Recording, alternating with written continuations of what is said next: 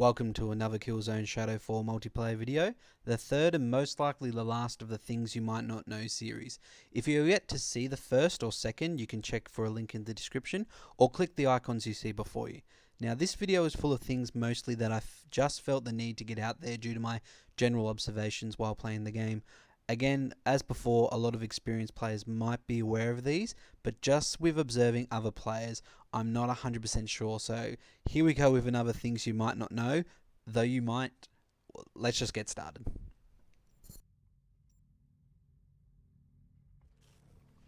So to begin with, I just wanted to give a quick tutorial on one of the lesser played objectives, which is capture and move. Objective alert. Locate the active capture area. It must be secured before it moves. Now throughout this objective, the capture point is going to rotate between these little poles you see in front of me here. Now, not many people might be aware of this because the game, the objective capture and move is only really played on extended warzone and competitive warzones, which not many people do play. But the capture point actually rotates every 60 seconds. So you can see in a couple of seconds it will go. So I see a lot of people who stay in the capture point the entire 60 seconds. So I'm not just sure if they are aware of this, but every 60 seconds, and I'm just speeding up to show you, it will move location. So we've got 5 more seconds here. 2, 1. Now, I really do suggest to use that to your advantage. If there's only 5 seconds left on a capture point and it's owned by the enemy, I wouldn't stay there. I would start seeking out your other capture point areas where most likely it will rotate to. It definitely would help you out. Now, there's just one more thing I wanted to throw in here, and this is something that I really didn't pick up until like my 500th game. But on the capture point areas, and I'll show you when I come up here, you can actually see the lights in the middle go down and up as you deactivate an area and then capture the area. I can't believe it took me so long to notice it, but maybe everyone noticed it straight away, so I just need to keep my eyes open a bit more.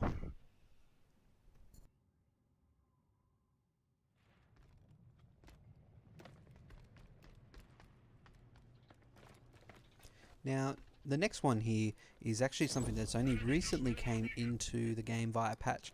I'm not exactly sure which patch.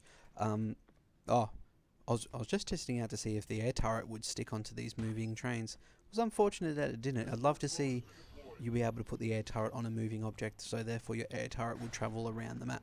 But that's a different conversation. Yeah, in the recent patch they've changed the in-game personalization. So if you press options and go to both audio, you can change your voice packs. So you can even turn other people's custom voice packs on and off. But also if you just go to display, which I will very shortly, you can actually change your automata skin. Don't judge me. So as you can see, I just changed it to stars and stripes there. It doesn't change my air turret straight away, so I'm just going to speed it up in suicide. As soon as I get ready to throw another air turret, which I will shortly. So this is just for a bit of proof. I like to prove my findings. Don't just say it. You'll see it's changed to stars and stripes. So if you ever want to change up your look during the game, just press options. And it's nice that Guerrilla's made that change. Now I hear a lot of people complain about team deathmatches counter up the top, which is just 2 bars indicating how many kills either team has got. Rightfully so. I wish they used numbers instead. But I just want to make sure that people are aware that when you have a moment like I do now, I'm lying down here dead, you can press the touchpad and you can press R1 twice to go to team results, where it can show you the kill counter there. So as you can see, our team is in front by 1, 44 to 43. So next time you've got a spare moment, you can just have a quick look with a much more detailed 45, 43 with a much more detailed counter. Hopefully Guerrilla maybe changes the in-game to numbers, which would be great.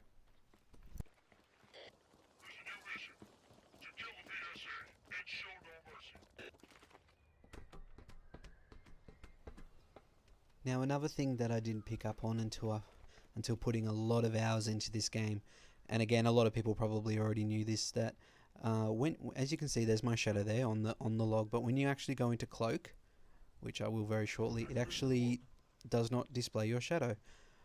I always honestly thought it did. It really shocked me when the first time I noticed it. I actually kind of wish it did leave the shadow there. Just to go on a little bit of a rant, I think the invisibility of the cloak is obviously not 100%, but I wish it was better, and it actually gave you more environmental clues on where those who are using the cloak are, like a shadow or movement of the bushes. But that's just my thought. But yeah, when you go cloak, you lose your shadow.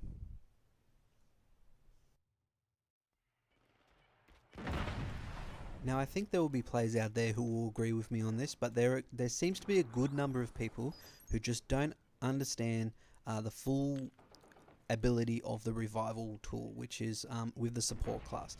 Now, I'm not just talking about the basic look at someone who's down and press the left directional button to revive them.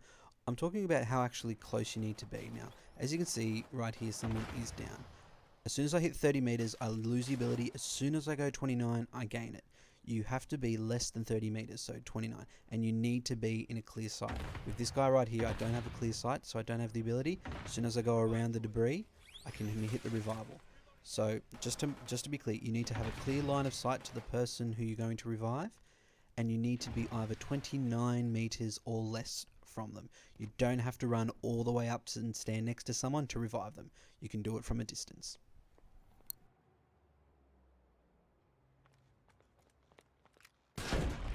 Reloading.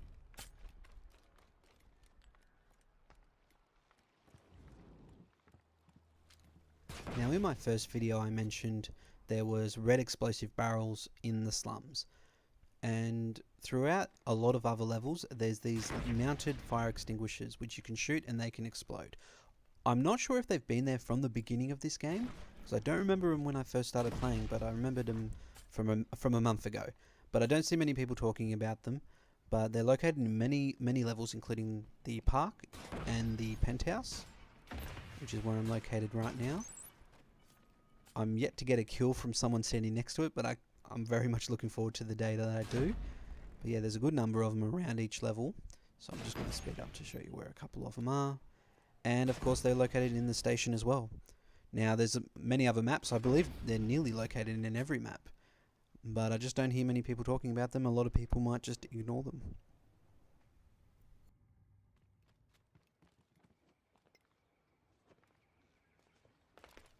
Now, perhaps my favourite weapon is the laser trip mine, and in each of the two previous videos I've showed you some good locations for them, which include back on the back of a stun drone and on the rotating wall in the penthouse. But I'm pretty sure I found my new favourite laser trip mine location. Did you know that you can actually place them on orange walls? Yes, you can actually place them on every orange wall in each map, as long as of course a turret's not looking at them. And I was just trying to fish a bot into it to show you that it does work, but you didn't have a bunch of it. As you can see in the timer up above, it took a long time for someone to walk into it, so I'll just let you watch what happens.